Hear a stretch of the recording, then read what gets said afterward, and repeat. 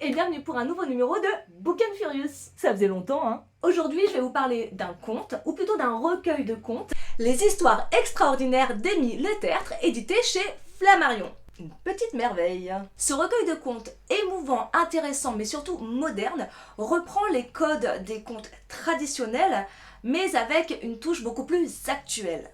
Amy Letertre y aborde le thème de l'amour, mais sous toutes ses formes. Aussi le souvenir et le deuil, l'ambition, le destin et le déterminisme, entre autres.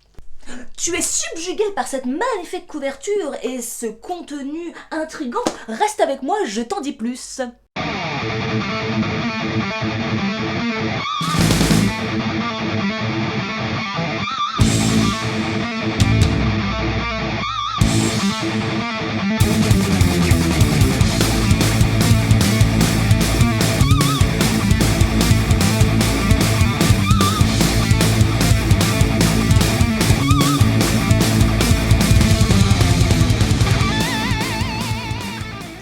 Si ces 15 contes sont aussi émouvants que charmants, c'est grâce à ces sujets importants qui pointent du doigt certaines relations sociales. Grâce à sa construction efficace, on retrouve notre âme d'enfant qui nous emmène vers des univers fantastiques où se côtoient dragons, pirates et chaussettes perdues. Et bien plus encore.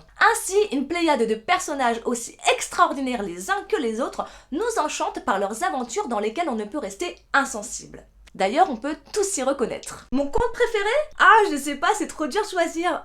Ouais, celui-là il était bien aussi. Ouais, non mais celui-là il était trop chouette. Ah, je sais pas, c'est trop dur. Ah, je sais, Le Serrurier des souvenirs, le conte par lequel tout commence. Jean Portant habitait un petit appartement parisien dont il avait hérité. Jean était serrurier, il exerçait cette activité depuis presque autant de temps qu'il vivait dans cet immeuble, comme son père avant lui. Son atelier de serrurerie, quant à lui, se situait au rez-de-chaussée en face de la loge de la gardienne. Tout le monde appréciait Jean dans le quartier.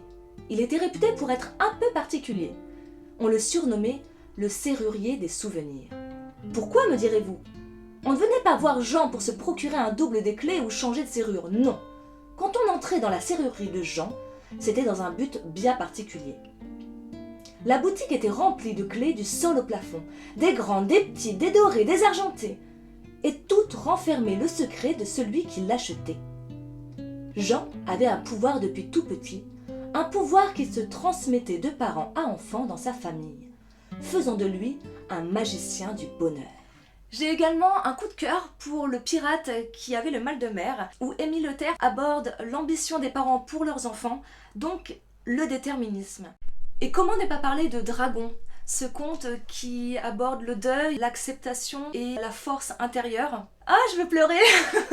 Bref, vous comprenez pourquoi j'ai du mal à choisir. Si vous voulez allier modernité et tradition, je ne peux que vous conseiller ce magnifique recueil de 15 contes. Allez-y, vous ne serez pas déçus. Les histoires extraordinaires d'Amy Letertre, édité chez Flammarion. Je crois bien que ça a l'air de la gourmandise. Et oui, parce que le blog Book & Cook, ce sont des livres, mais aussi des gourmandises associées. Oui, j'aime bien me prendre la tête, moi. Quelle pâtisserie ai-je donc choisi? Indice: sucre perlé, goûter régressif. Là, si vous trouvez pas, je peux plus rien faire pour vous. Réponse sur le blog Book & Cook. Wouhou! Et voilà, à bientôt pour une nouvelle vidéo Book & Furious. Ciao! On a un peu coincé dans la dent. Oh non, je suis en train de faire ma Miss Fine.